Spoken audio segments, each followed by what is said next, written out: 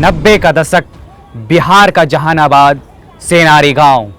ये वो वक्त था जब बिहार के इस क्षेत्र में लोगों का एक ही मोटिव था, एक ही उद्देश्य था, वह था बदला।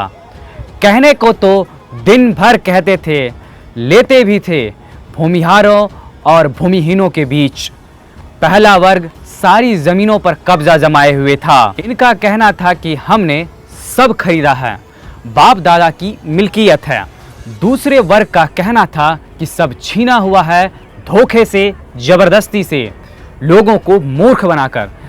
जमीन जायदाद की बातें बातों से नहीं सुलझती, जितना करो उलझती जाती। अब खबर क्या है जिसमें मैं जमीन और जाति की बात कर रहा हूं। सबसे पहले बता देता हूं कि दी न्यूज़ 9X सदैव जातिवाद की मुखालफत करता है।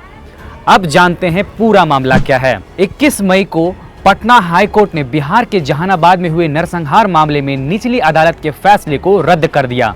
सेनारी हत्याकांड में निचली अदालत ने 13 दोषियों को सजा सुनाई थी, मगर पटना हाई कोर्ट ने सभी आरोपियों को बरी कर दिया। इन सभी को फौरन रिहा करने का भी आदेश दिया। बता दें कि बिहार के जहानाबाद में 18 मार्च 1999 को नरसंहार में 34 लोगों की हत्या कर दी गई थी। सेनारी नरसंहार में निचली अदालत ने 15 नवंबर 2016 को फैसला सुनाया था। अदालत ने 10 दोषियों को फांसी और 3 को उम्र कैद की सजा सुनाई थी, मगर पटना हाई कोर्ट के जज अश्वनी कुमार सिंह और अरविंद श्रीवास्तव के खंडपीठ ने निचली अदालत के फैसले को पलट दिया। निचली अदालत के फैसले की पुष्टि के लिए पटना हाई कोर्ट ने राज्य सरकार की ओर से डेथ रेफरेंस दायर किया गया। दोषी द्वारिका पासवान, मुंगेश्वर यादव, ब्रजेश कुमार सिंह और अन्य की ओर से क्रिमिनल अपील दायर करके निचली अदालत के फैसले को चुनौती दी गई थी। हाई कोर्ट ने कहा कि अभियोजन पक्ष के साक्ष्य एक दूसरे से मेल नहीं खाते हैं।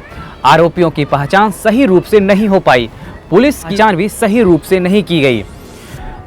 गवाहों ने भी आरोपियों की पहचान कोर्ट में सही ढंग से नहीं की है, पुख्ता सबूत नहीं माना गया। वहीं निचली अदालत ने 74 आरोपियों में से तब भी साक्ष्य के अभाव में 23 अन्य को बरी कर दिया था। इस बीच कुछ लोगों की सुनवाई के दौरान ही मौत हो गई। अब आते हैं क्या है सेनारी नरसंहार कांड। मीडिया रिपोर्ट के अनुसार 90 के दशक में बिहार जातीय संघर्ष से जूझ रहा था।